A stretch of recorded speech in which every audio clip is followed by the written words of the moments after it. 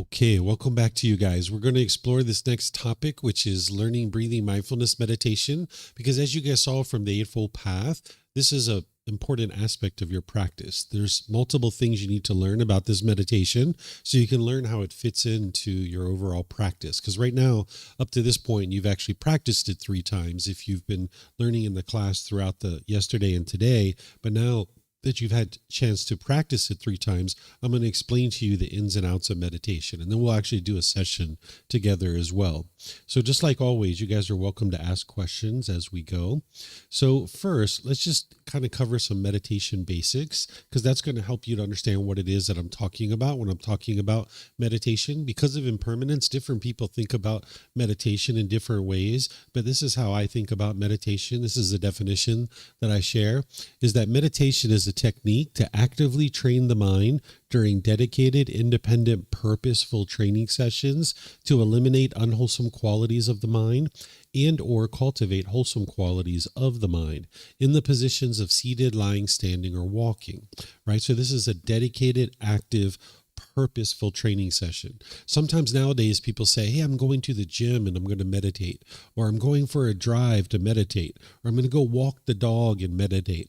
Well, these things might be very beneficial for people, but it's important not to see them as meditation, because what you're going to hear me share is that it's important to meditate 2 or 3 times a day. And if all you ever did is went and walked the dog 2 or 3 times a day and you thought you were meditating, you're not going to actually get to enlightenment. So whether you think about meditation in this same way or not, that's a choice for you to make. But at least you understand when I use the word meditation, what is it that I'm referring to? That's this dedicated, active, purposeful training session where you're eliminating certain unwholesome qualities and you're cultivating certain wholesome qualities. And you're doing this in the seated, lying, standing, or walking positions. Then it's important to have a meditation teacher.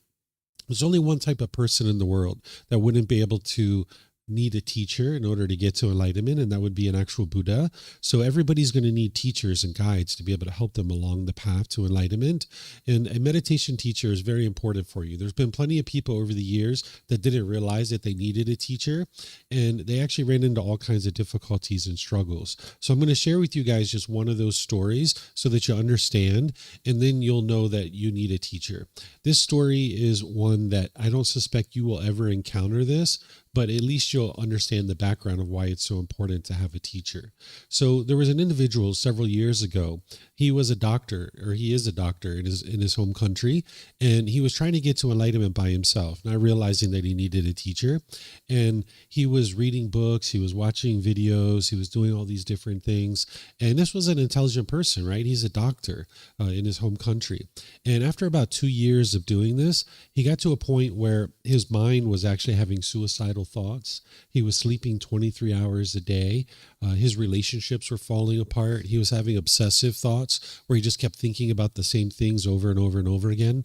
And he was having significant sadness and depression. His life was falling apart. His relationship with his fiance, he couldn't go to work any longer. And for one reason or another, he decided to reach out and get help. And he contacted me, and I was trying to help him over the internet and through Messenger and stuff like this. But after about 3 or 4 months of that, I was like, you have a really challenging situation here. I suggest you come to Thailand, and I need to help you here in Thailand. So he ended up coming here to Thailand and traveling here, and I helped him for a while, and then he ultimately went back home. And over a period of about 4 or 5 years, a total of about 6 years, he was able to work his way out of those problems that he was having, but it was very difficult for him. He got back to the point where he could go back to work and he could do all the things that he needed to do. His relationship with his fiance fell apart, but nonetheless, at least his mind was starting to function back the way it used to. And it was actually in a better condition because it was more pure, and he had trained his mind to a certain degree. So you're going to need teachers and guides to help you on the path. There's only one type of person that wouldn't need a teacher or wouldn't need a guide. And this is a very rare type of individual in the world. So you're going to need a teacher to help you. And whether you consider that person to be me or not, that's a choice for you to make. But you can't ask a book question questions, right? You're going to need to reach out to somebody and ask questions. And a book you can't ask questions to. Nowadays we're like kind of in a self-service community where if you're interested in learning how to bake a cake or something like that, you can get on YouTube, and if you've never baked a cake before, you can figure out how to bake a cake. But getting to enlightenment is not that way. You're going to need help along the path. So find somebody that you can reach out to. And if you'd like to contact me at any point in your journey, you're more than welcome to do that. I gave you guys my information, and it's all over the website and everything like that, because you don't have to contact me at any particular time frame or any interval. I don't have any expectation of students, but at some point in your journey, if you need help, you're always welcome to reach out, because as you're meditating, as you're training your mind and you're experiencing different things, if you reach out to your teacher and they say, hey, that's normal, just keep going, at least you have some reassurance and you have some confidence. Where if you don't have that ability to reach out to somebody, it's almost like your mind can implode on itself. And that's what was happening for this individual. So you'd like to have somebody that you can reach out to. So find somebody that you can have access to and that is willing to help you along your journey on the path to enlightenment. There's 4 positions that the Buddha taught in order to be able to train your mind in meditation: seated, lying, standing, and walking. And you would learn these different positions at different times. It's kind of like having a tool belt, and you would use these different tools at different times as part of your journey to enlightenment. So I'm going to describe to you what each one of these positions are and share with you how you can use them. But then remember, don't believe what it is that I'm sharing with you, because you need to be able to see how are these positions useful for you. So I'll just kind of help you to be able to see in ways that you could use these different positions, because your body can't be in the same position all the time. It's not possible. That's impermanence, right? So you're going to need these different positions. Oftentimes people use the seated position as like a primary position. That's how they get started. But there's not just one way to sit, because again, that would be permanence. There's multiple options. You could sit on the floor. You could sit in a chair, maybe in a bench or a sofa or a wheelchair. You can really sit however you like. If you're on the floor, oftentimes people like to have cushions under their rear. And if you're going to bring your legs together in the cross leg position, you like to just do that lightly. Whereas if they're real tight, it can impede circulation and cause pain in the lower body. Some people like to put their legs off the mat. This gets your hips up in the air, and it lessens the angle at the hips, the knees, and the ankles, allowing the circulation to flow. The Buddha put his right hand over his left with his thumbs together, and he put this into his lap. If this is comfortable, you could use it, but it's not about everyone doing it exactly the same way. There's other options here too. You could put your palms on your thighs or your knees, your palms up. Some people like to rest their hands comfortably in their lap, so you could just put your hands and arms wherever you like. The same thing's true for someone in a chair, a bench, or a sofa, or a wheelchair. You can also sit however you like. Some people like to put their feet flat on the floor or lightly crossed at the ankles, but you can see me sitting here in a chair with my legs crossed, so this is an option too. And then you could put your hands and arms wherever you like. It's helpful if the upper body is erect with the sternum up and the shoulders back. It'll keep the mind attentive and alert during the meditation. Whereas if you're a slouch like this, the mind would have a tendency to be dull or lethargic. But if you are real rigid with the upper body, the mind could be overactive or uptight. So you'd like the upper body to be in the middle with the sternum up and the shoulders back, because not only will it keep the mind attentive and alert, but it'll make it easy for you to breathe in through the nose and out through the nose. So the seated position is one that people use quite a bit because it's really accessible. You can use it just about anywhere. You can sit. You would like the body to be comfortable, not painful and not luxurious, but in the middle where it's comfortable, right? So the seated position is like a primary position. I would say a good 80, maybe even 90, 95% of the meditation I've ever done has been in the seated position. But then you're going to need these other positions because this body is not permanent, and there's going to be certain situations where you need these other positions. So like the lying position is really helpful if you're noticing you have aches and pains in the body. You might need a lying position, because if you're sitting and you're noticing your back's hurt, you can shift and you can change in that position, or you could just lay down, right? And then this will relax all the muscles and you'll be able to see that the body can be comfortable. If you've done yoga or you're familiar with yoga, some people call this resting pose or corpse pose or shavasana, where you lay on your back with your arms out to the side, face up. all the muscles are completely relaxed. I've actually used this once when I was in a motorbike accident. I was hooked up to an IV and I couldn't actually cross my legs because I was laying in a hospital bed. So I just laid there in the hospital bed doing meditation. So you could use it in that situation too. With the seated position and the lying position, sometimes you might notice you're falling asleep. And if you're falling asleep and you're becoming drowsy, you can switch to standing or walking. This is where they become useful, is that now your mind is a bit more invigorated with standing and walking. With standing position, you like to stand with your feet at shoulder width and then grasp your wrist either in front of you, put your arms to the side, or put them behind you.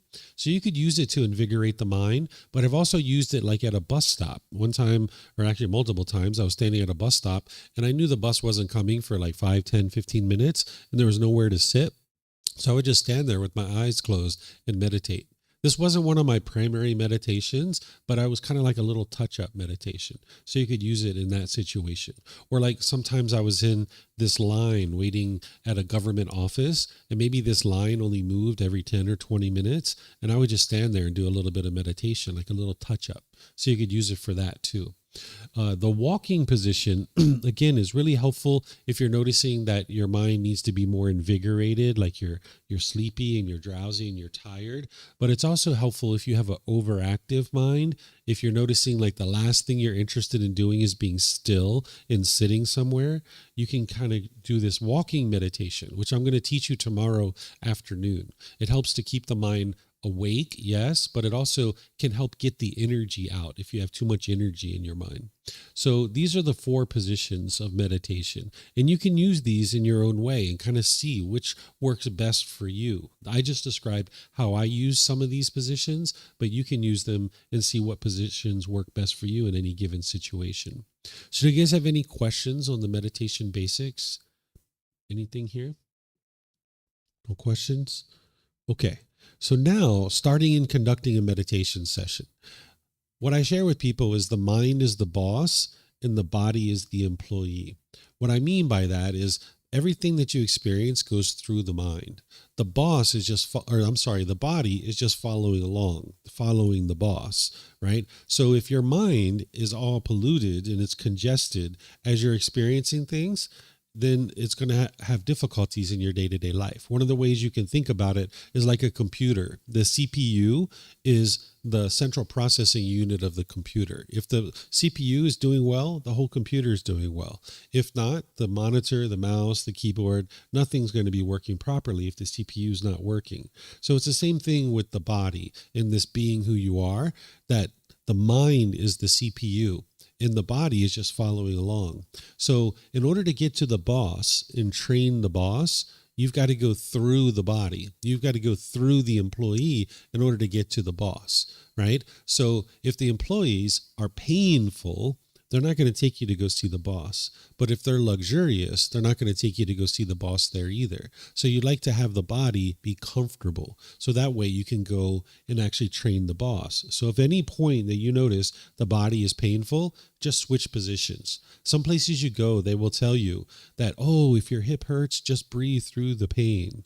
This isn't wise. The Buddha already showed us as part of his life that physical pain in the body doesn't produce enlightenment, because his first part of his training, he was hanging himself upside down from trees. He was laying on beds of nails. He was piercing his body with metal implements. He was starving himself.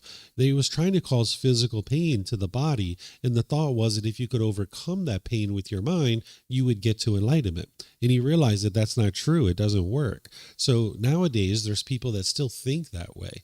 And if you feel physical pain in the body, they will tell you, just breathe through the pain. Don't change your position. This is very unwise, because that physical pain is telling you, hey, there's something wrong here. Change, make an adjustment to the body, right? So that's what I would suggest for you, is understand that this body is the employee and you need it to be comfortable. Not painful and not luxurious, but comfortable, so you can go and actually train the boss. Then whenever you see the words of the Buddha on meditation, which I have over there in the book series, you can see exactly how he was teaching meditation. Usually before he gets into the guidance, he usually says, set up mindfulness in front of you before you start meditating. Well, now you guys know a little bit more about what mindfulness is, which is awareness of mind. And that's what he's teaching you, is to bring some awareness to the mind before you start meditating. Don't just plop down into meditation and start meditating, because you're not going to get the benefit that you could if you would have set up mindfulness in front of you before you start meditating. What he's talking about is bringing some awareness to the mind. Whereas if you just plop down into meditation, it's going to take you 5, 10, 15 minutes to start reaping the benefits of that. Whereas if you kind of build some general awareness of the mind before you start meditating, then you can be getting benefit right from the beginning. So what I do in order to accomplish that is the chanting. That's what the chanting's for. It kind of invigorates the mind a little bit, builds some awareness of the mind. There's nothing mystical and magical with that chanting. It's not a prayer or worship or anything like that. It's not any kind of ritual or ceremony. It's actually to build awareness of the mind and ease the mind into meditation so you can get more benefit out of it. So whether you do chanting or not, that's a choice for you to make. As I shared with you guys yesterday, you can still get to enlightenment without chanting, but you're going to need to set up mindfulness in front of you before you start meditating. So whether you start doing a little bit of yoga and stretching or whatever it is that you do, or you just maybe sit there and kind of bring some general awareness to your mind, that's what you would like to do before you meditate. In terms of your time, frequency, and schedule of meditation, let me ask you guys a question based on everything you know so far. Can you meditate at exactly the same time every day? No? Why? Why? Because of impermanence, right? It's not possible. So if you try to set up for yourself, you're going to meditate every day at 9 a.m., it's not going to happen. I can tell you right now. It's just not going to happen because of the universal truth of impermanence, right? So it would be unwise to kind of set yourself up that way, thinking that you're going to meditate every single day at exactly the same time. There are some people that will tell you that you have to meditate at 3:30 a.m. every day in order to be able to get to enlightenment. This is not true. I can assure you that there is nothing special at 3:30 a.m. that's going on that's going to make your meditation any better or any worse. The Buddha didn't meditate at 3:30 a.m. every morning, and he got to enlightenment. You know how I know that? Because 2,500 years ago, they hadn't even invented watches yet. It didn't exist. He wasn't able to keep time like that. It just didn't exist. So he meditated 3 times a day. It says it in his teachings. He meditated morning, middle of the day, and evening. So that's what I suggest for you, is that you have these anchor points that 2 or 3 times a day that you're meditating. And if you have these anchor points like morning and evening, that would be ideal. And then if you can get a middle of the day meditation in, that would be wonderful. What you're going to notice is frequency is more important than the amount. So if it's a matter of 1 meditation for 30 minutes or 2 for 15, you're going to notice more benefit with the 2 for 15. So you can start with that and then just gradually expand your meditations to be longer and longer. I don't suggest that you use an alarm. Sometimes people are taught to use an alarm. If you need one and you're on your way to work and you only have a certain amount of time, go ahead and use it. But maybe in the evenings or on the weekends, if you don't need an alarm, it's best to not use one. Because one of 2 things are going to happen. You're going to either be in meditation thinking, is it time yet? Is it time yet? Is it time yet? Is it time yet? This is the mind craving, right? And you're trying to eliminate that, right? Or you're going to be deep in meditation, getting all kinds of benefit. Man, if I just wouldn't have set that alarm, right? You could have got so much more benefit. So if you don't need an alarm, like in the evenings and weekends, it's best to not use it. But of course, if you're on your way to work and you only have 20 minutes, and if you didn't show up on time for work, there'd be unwholesome results for you, unwholesome karma, then it's best to set an alarm, right? So the way you do this is about once a week, you look at your clock. Okay, 9 a.m. and now you meditate. And then when you're done meditating, you look at your clock again. Okay, 9:15. So, you've been meditating 15 minutes and now you just gradually expand that over time. So just about once a week, check in. But understand that you're going to be in situations where you're not going to be able to meditate at the same time. There were times where I was meditating and my son walked in and he was like, "Dad, I need you to take me to school." And I had just started meditating like 3 minutes, 5 minutes into it. And I was like, "Oh, really? I thought your mom was taking you to school today." He said, "Yeah, me too. But mom's gone. I don't know where she's at. I need you to take me to school." I was like, "Oh, okay. Well, guess I'm taking you to school." So if you're attached to meditation or you're craving for meditation to be permanent, you'll be annoyed and frustrated when those kinds of things happen.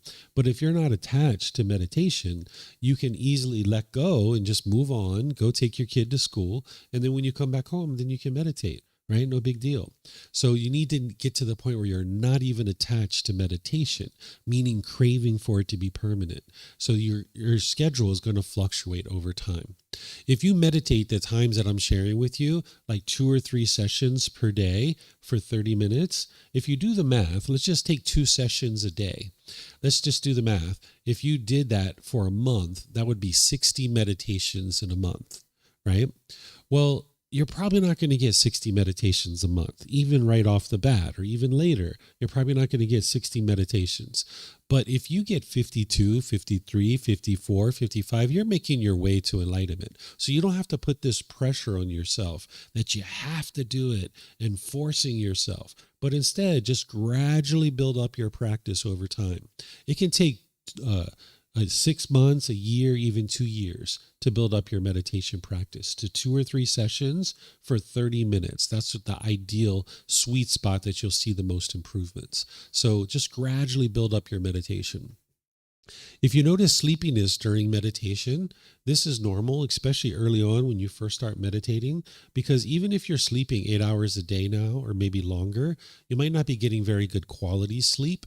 So when you start giving your mind what it needs, which is this training, you might notice that you're kind of dozing off during meditation. Even during your day, you might notice you're a little bit more drowsy because your mind's kind of like a dry sponge and you're finally giving it what it needed all these years. And the mind's like, "Oh, thank you, thank you, thank you.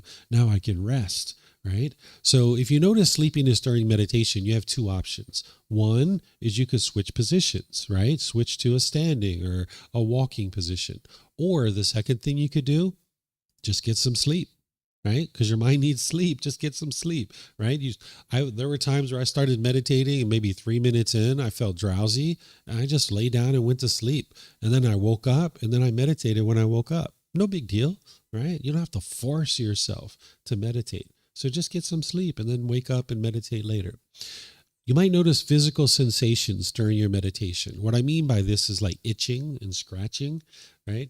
And if you itch over here, then it's only a matter of number of seconds. You're going to be itching here, itching here, itching here, itching all over the place, right? So what I would suggest you do is if you're in meditation and you're noticing an itch sensation, is just let it be. Keep focusing on the breath. Anytime your mind moves off the breath, cut it off and let it go and come back, right? But you might notice this urge to itch. This is your mind craving permanent comfort of the body. And your mind might just want to itch so bad. Well, if you can resist that, understanding that this itch is impermanent, that would be best. Because that itch is going to arise, it's going to change, and it's going to fade away. Even if you don't scratch it, it will still do that because it's impermanent. So if you're in meditation and you're noticing that and you can stay on the breath, wonderful. But if not, let's just say 5 seconds in, you got this really strong urge to scratch it. Well, okay, go ahead and scratch it. But then next time, try to make it 8 seconds or 10 seconds. And then next time, make it a little bit longer, a little bit longer. And then eventually you get to the point where, yep, you know that body is itching, but you can just be unaffected by it. That's what you're training your mind to do, is be unaffected by the impermanent nature of the world, even the impermanent nature of the human body. So that little itch, just understand it's impermanent. Then you might notice visual stimulation during your meditation. What I mean by this is you might start seeing colors like white, purple, green, things like this. Or you might have vivid imagery during your meditation. Sometimes I have people contact me and they'll write me, they'll say, David, I saw the color green in my meditation. Does that mean I'm going to get rich? Or they say, David, I saw the color purple during my meditation. Does that mean my boyfriend or girlfriend's going to come back to me? What does that mean? Am I a special person? I saw gold during my meditation. Does that mean I'm special? No, that's not what that means. Everybody is just a regular, average person. Once you start allowing your mind to think, I'm so special, this is the conceit, right? So I'll explain to you guys what's going on here. Your boyfriend's not coming back. Your girlfriend's not coming. Well, they might, but it's not because of your meditation. And that's not what those colors are. I'll explain to you what's going on. When you're training your mind is non-physical. It's non-tangible. You can't actually point to it because there's not a physical location for it because it's not physical. Then you've got the brain, which is the physical organ that's in the body. These two things are connected. They're not the same thing. You're training the mind. And when you're training the mind, it has an effect to the brain. The physical structures of the brain are actually changing. Doctors, researchers, scientists are actually studying this now with different machines like MRIs, CAT scans, and things like this. They can see that the physical structures of the brain are actually changing for someone who's regularly training their mind. And it actually changes in a beneficial way. And once you get to a certain point, it never changes back. So we can see that the physical structures of the brain are changing. I actually heard this inside my head when I was meditating. I used to walk around with a lot of pressure in my head. I used to get migraine headaches oftentimes and I'd vomit. But when I was meditating, sometimes I could hear it like, and I could feel the pressure releasing inside the skull. So I know that this is true, that this is exactly what is occurring. So as you're actually training the mind and the physical structures of the brain are changing, you can actually sometimes see colors in images because sight actually is occurring inside the brain. The eye itself is just a lens that brings in light, and then the sight is occurring inside the brain. That's why if you close your eyes, you can actually still see things. You still see colors and images and stuff like that because the sight is occurring inside the brain. It's not coming in through it's not occurring in the eyeball itself, it's occurring in the brain. So when those physical structures of the brain are changing, you might see purple or green or white or things like this. And it can seem very pleasurable.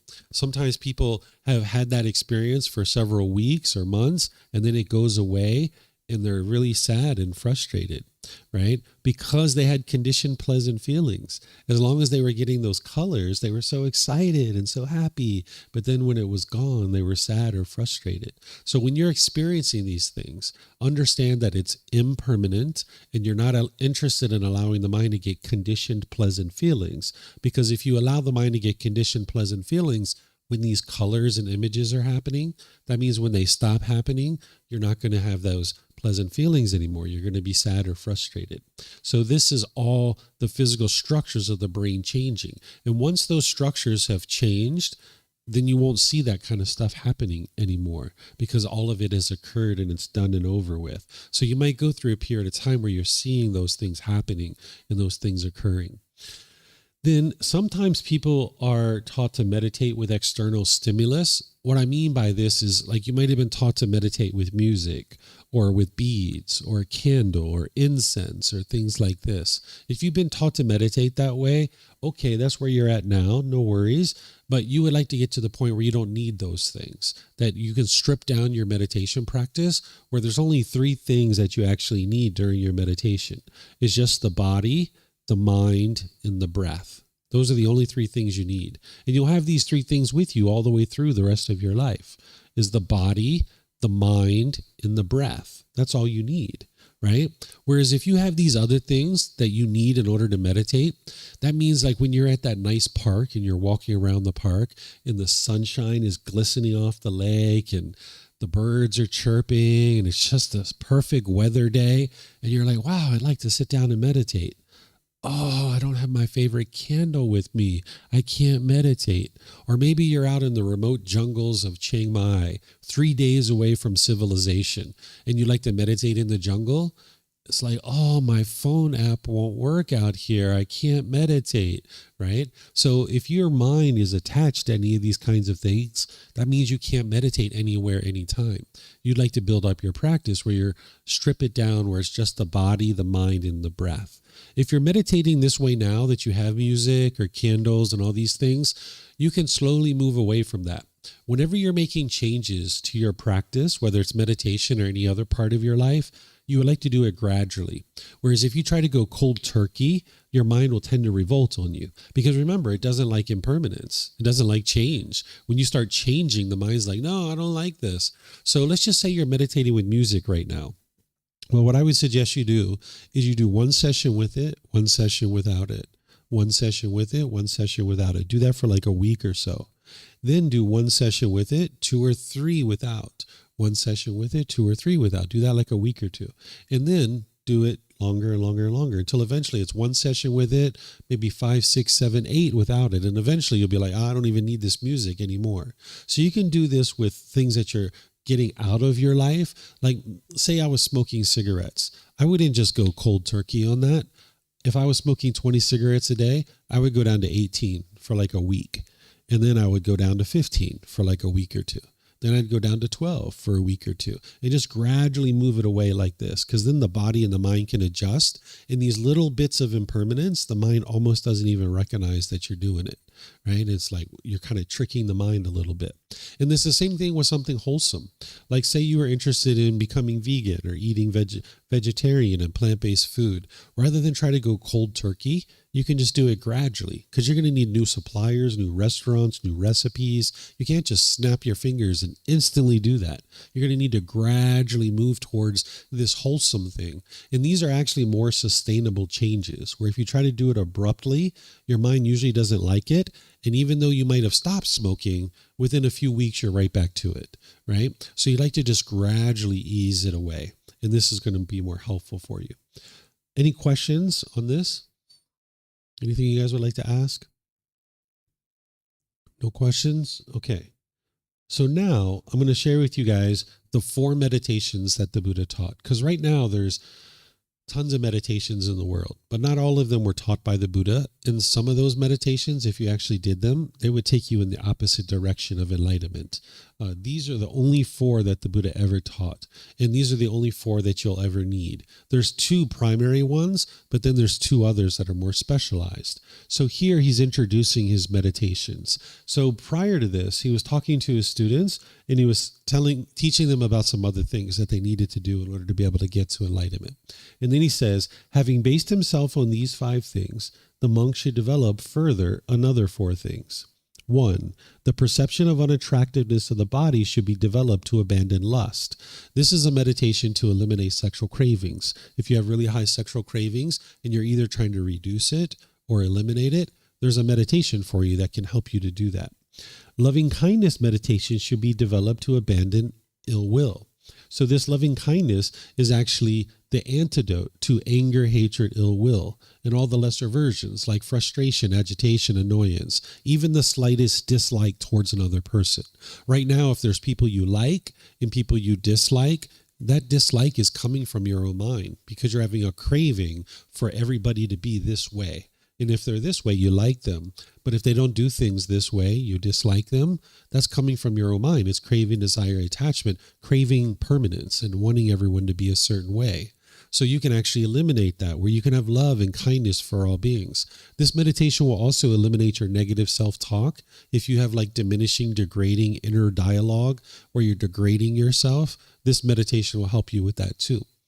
Then he says, mindfulness of breathing mindfulness meditation should be developed to cut off thoughts. This is the meditation we're focusing on here. It's training your mind to let go, let go, let go. We're going to talk more about it. Then he says the perception of impermanence should be developed to eradicate the conceit I am. When one perceives impermanence, the perception of non-self is stabilized. One who perceives non-self eradicates the conceit I am, which is nibbana or enlightenment in this very life. So this is a meditation to realize non-self. There's other things that you need as well. This is going to help you to get rid of personal existence view. Okay, so these are the only 4 that he ever taught. So anything else that you see out there, even if they're teaching it at a temple, it's not from the Buddha. And because a lot of people don't study with his original teachings, you'll see many different things that people are teaching, whether it's at a temple or ordained practitioners or teachers, even a well-known author who's got all books that are being sold all over the place. They will be oftentimes teaching things that aren't from the Buddha. And in order to get to enlightenment, you've got to get your practice as close to what the Buddha taught as possible. All these changes that people made, it's not going to lead to enlightenment. He actually cautioned people during his life not to change his teachings. But because people don't read his teachings and study his teachings, they don't even realize that he taught that kind of thing. So these are the only 4 that you would ever need for any reason. And on this next slide, what I've done, because remember, meditation is a dedicated, active, purposeful training session where you're eliminating certain unwholesome qualities and cultivating certain wholesome qualities.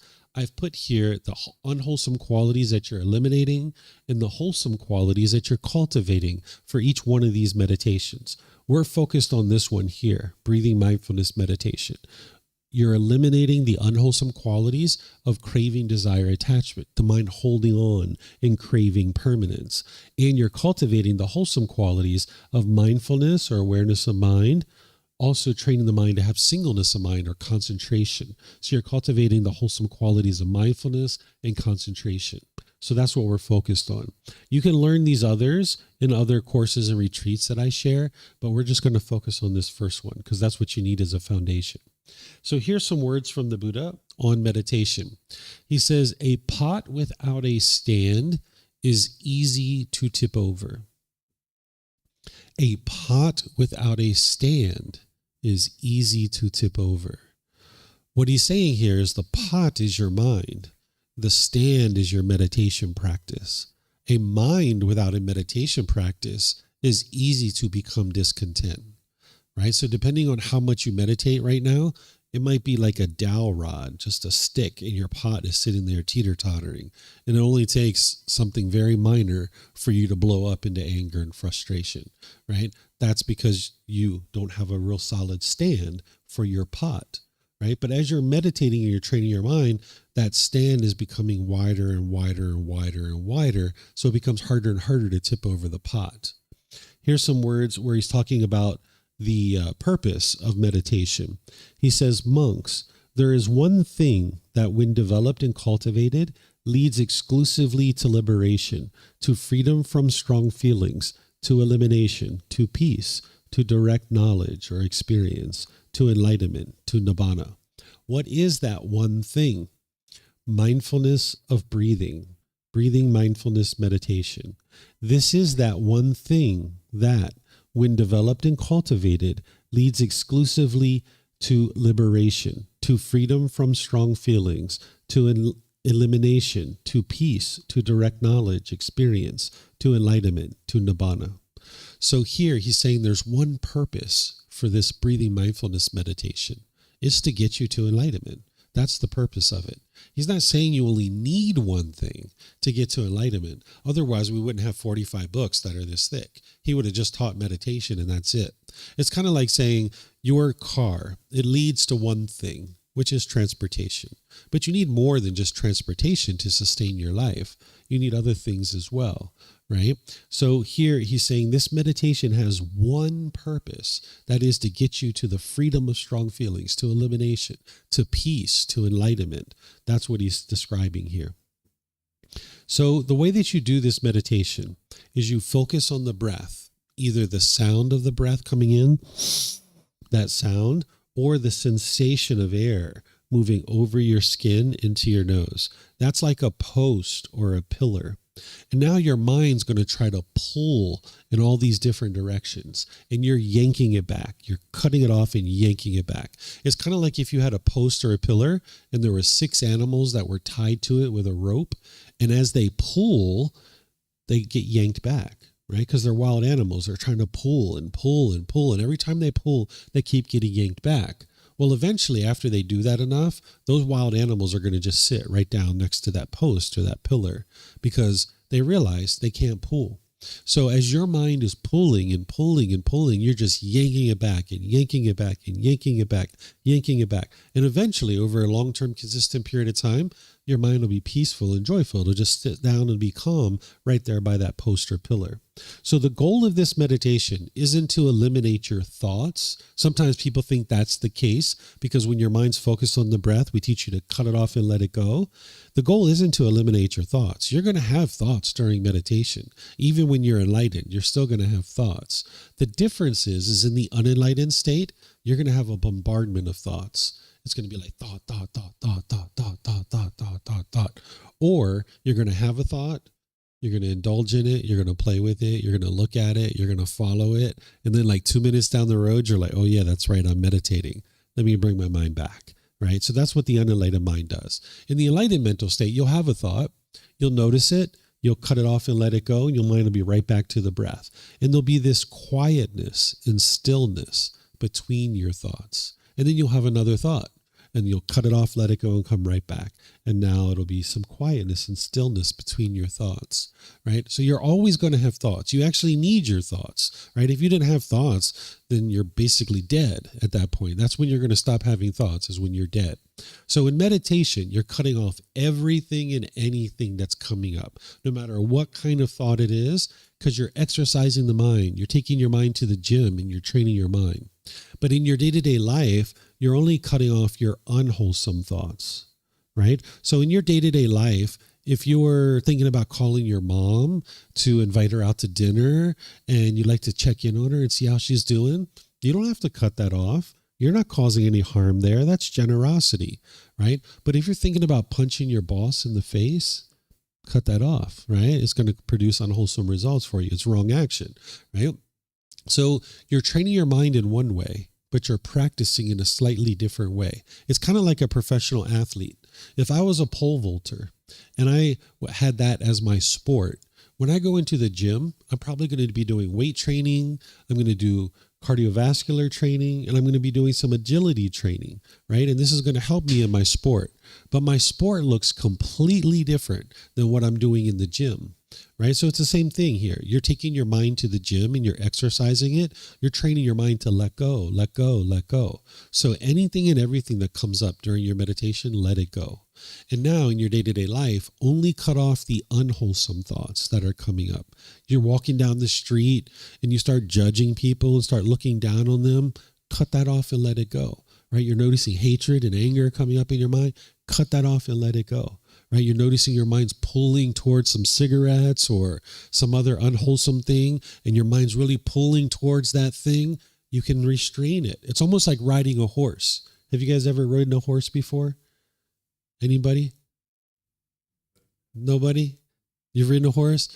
So you pull the reins back, right? And the horse is like, whoa, right? So that's what you're doing to your mind. You're pulling it back and you're restraining it, not allowing it to continue to lurch forward and crave.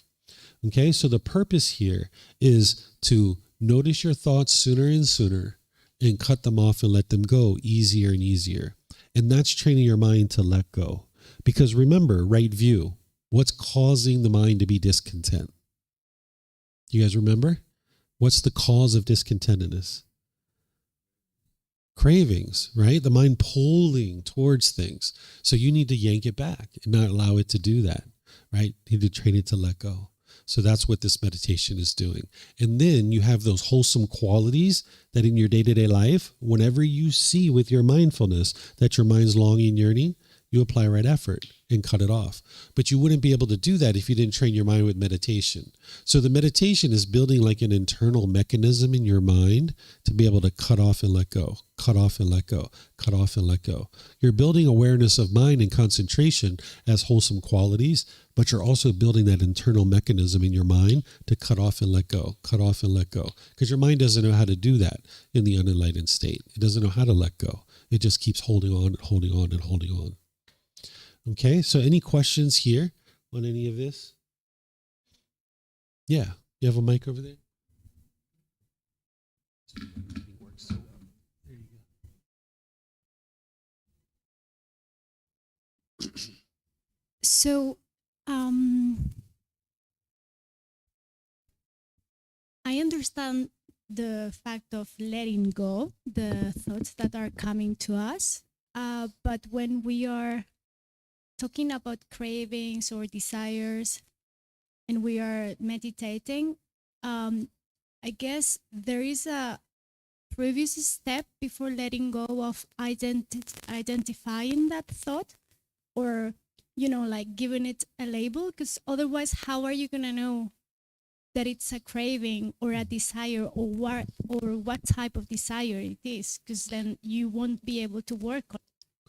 You're not evaluating your thoughts or labeling them. This is unfortunately something that people teach, even in temples. People are teaching this, to label your thoughts. That's not what you're doing. You would like to cut off anything and everything that comes up. It doesn't matter whether it's a wholesome thought or an unwholesome thought. In meditation, you're training your mind to let go. And you need to build that internal mechanism in your mind to be able to let go. So if you're sitting there analyzing your thoughts and labeling them, that's not what you'd like to do, because you need to build that internal mechanism to cut off and let go. Because in your day-to-day life, let's just say you're driving down the street and somebody cuts you off in traffic.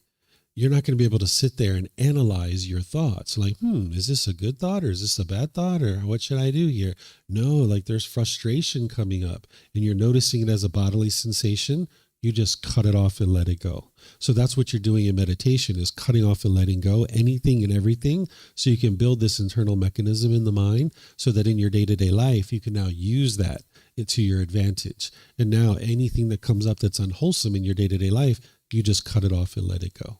And this is what's going to ultimately transform your mind, because you got to get ahead of the curve and cut it off as a bodily sensation.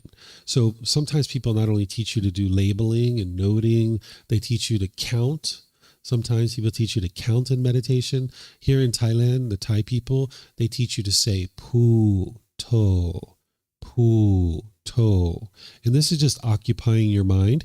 So instead of your mind focusing on the breath and pulling, and then you noticing that and yanking it back, it's actually giving your mind something to think about, which is counting or labeling or puto.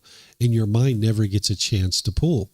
You're actually interested in giving the mind an opportunity, because you're sitting there with it focused on the breath. And when it pulls, you're like, nope, come back here. So if we label or we count or we do puto, then your mind's not getting the training that it actually needs, because you're never getting to yank it back, because it's being occupied by that thought of puto or 1, 2, 3, or any of these other things that people are teaching. So the Buddha never taught any of this labeling or noting or any of this stuff, but it's widely taught by a lot of people.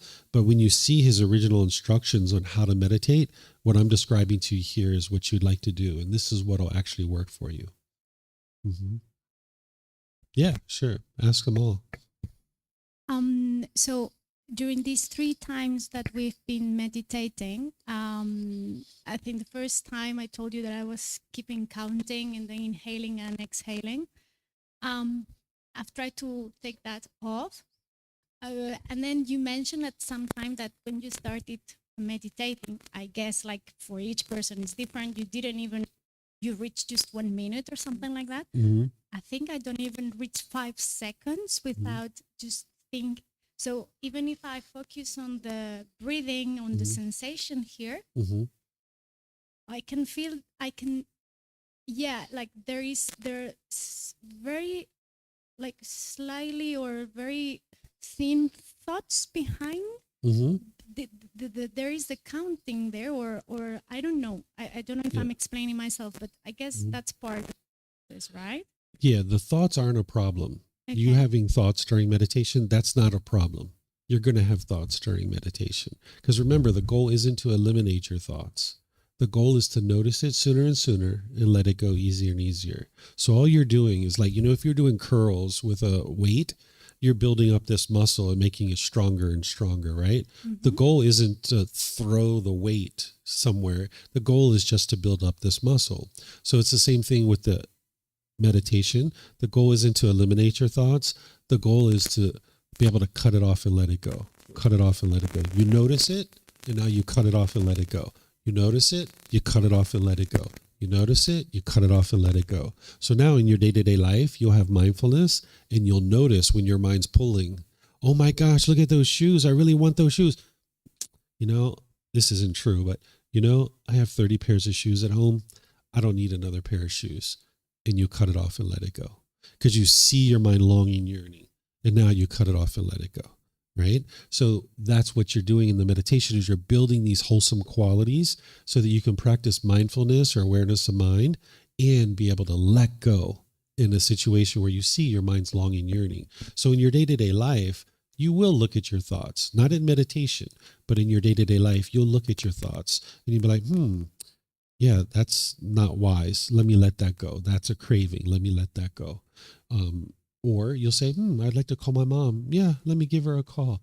And you can give her a call. But in meditation, you're just cutting off everything and anything. Because eventually you'll get to the point where you've practiced meditation and outside of meditation so much that your mind will almost do this automatically without you even thinking about it. As soon as an unwholesome thing comes up, the mind will stamp it out and it won't let it come into the mind. The Buddha calls this mindfulness. He calls it a guard, where you're guarding the mind. It's like a security guard. Or another way to think about mindfulness is it's like a virus scanner on your computer looking at your hard drive. Like if a virus comes into your hard drive, it'll like isolate it, it'll quarantine it, it'll clean it up and get it off your hard drive. That's what you're doing with this breathing mindfulness meditation. You're building that virus scanner to be able to look over your mind, the mindfulness. And now, anytime an unwholesome thought comes into your mind in your day-to-day life, you can clear it out. So you'd like to cut off everything and anything that's coming up. Yeah. All right. I don't see any other questions. Okay, so what I'll do then is invite you guys to do some meditation. Would you like to do some meditation? Yeah, you guys interested?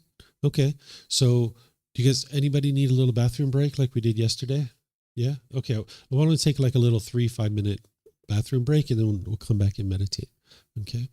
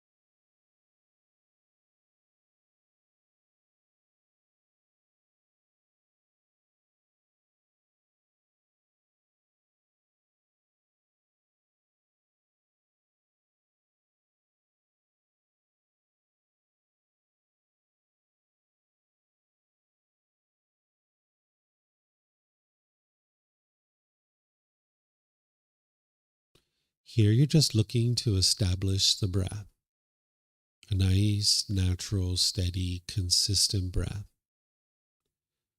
not forced or controlled, just a gradual inhale through the nose, experiencing the full breath. And then, whenever you're ready, exhale out through the nose. Breathing in and out. Breathing in and out. Your breath may not match up with the guidance that I'm providing, and that's okay. This is your practice. I'm just here for guidance. You can use this voice as a reminder that whenever you get to the next inhale, breathing gradually through the nose, developing a nice, natural, steady, consistent breath. And then whenever you're ready, exhale out through the nose, experiencing the full breath. Breathing in and out. Breathing in and out.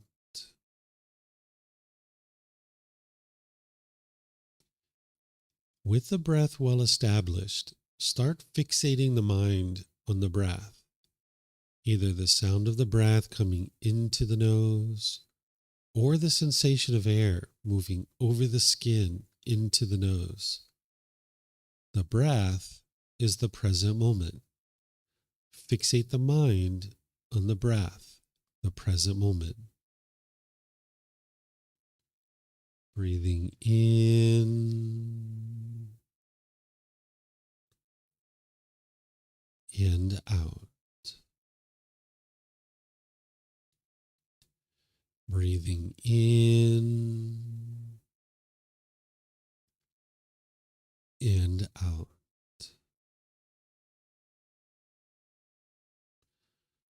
With the mind fixated on the breath, whenever you notice that it moves off the breath, cut it off, let it go, and come back to the breath, the present moment. No need to observe the thought, label it, judge it, analyze it, or even try to figure out where it's coming from. Whenever you notice that the mind is moved off the breath, cut that off, let it go, and come back to the breath, the present moment. Breathing in and out. Breathing in and out. I'm going to be quiet now and let you do this work of focusing on the breath, cutting off and letting go anytime the mind moves off the breath. You have nowhere to go. There's nothing to do. No one needs you right now. This is your time to focus on the breath. Breathing in and out.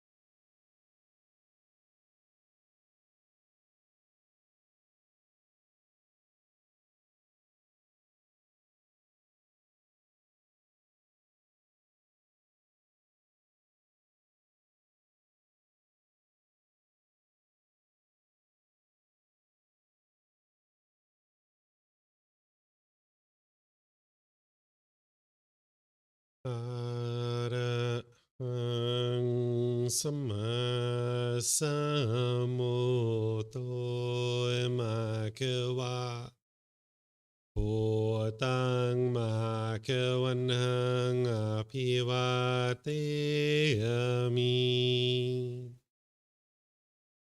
สวากขาโตมะเกวตาธัมโมธัมมังนัมสสามิ สุปฏิปันโนมหะเกวะโตสาวกสังโฆสังฆังนามามินะโมตัสสะภะคะวะโตอะระหะโตสัมมาสัมพุทธัสสะนะโมตัสสะภะคะวะโตอะระหะโตสัมมาสัมพุทธัสสะนะโมตัสสะภะคะวะโตอะระหะโตสัมมาสัมพุทธัสสะอิติปิโสมะเกวะอะระหังสัมมาสัมพุทโธวิจาจารนังสัมโมโนสกาโตโรกาวิตุอนุเตโรปุริสาดัมมาสติสัตตาตวามนุสนังพุทโธภะคะวะติ All right, if you guys would like to slowly make your way out of meditation. So what I'm doing here is just gradually expanding these meditations each time as we go through the week. By the time you get to the end of the week, not only will you be meditating on your own, but we'll also be doing a 30-minute meditation by the time you get to the end of the week. And I know I shared with you guys, it can take 6 months, a year, even 2 years to build up to that. That's on a consistent basis. But here this week, you'll be able to get to the point where you've been meditating for a 30-minute session. And then you'll be able to see what that's like. So do you guys have any questions on meditation now that we've talked about it and you've had some time to do one?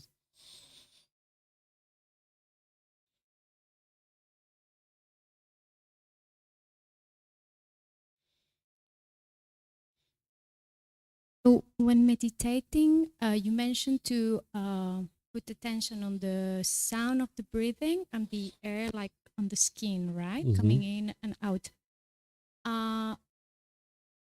About the sound, would it be possible to do like, like close a little bit the epiglottis and like in yoga that there is the ujjayi breathing? Is that part of the meditation, or that you close here a little bit and you hear better the breathing, or you would not be meditating then? You can do that if that's what you like, but if you're having to flex your muscles in order to do it, you wouldn't be interested in that because you'd like everything to be relaxed when you're meditating. You're not interested in holding anything. You'd like to just let everything relax. Okay. Okay. Right. All right. So what I'm going to do to end is just share this last part with you. This is the words of the Buddha here. He says, meditate, monks. Do not be complacent, lest you regret it later. This is my instruction to you. So what he's saying here is that, if you don't meditate, when you're angry, when you're sad, when you're frustrated, feeling guilt and shame and stress and anxiety, you're going to regret it, right? Because one of the things that the mind has in the unenlightened state is complacency, where you'll maybe kind of slack off, right? It's like, oh, should I keep scrolling on social media or should I meditate?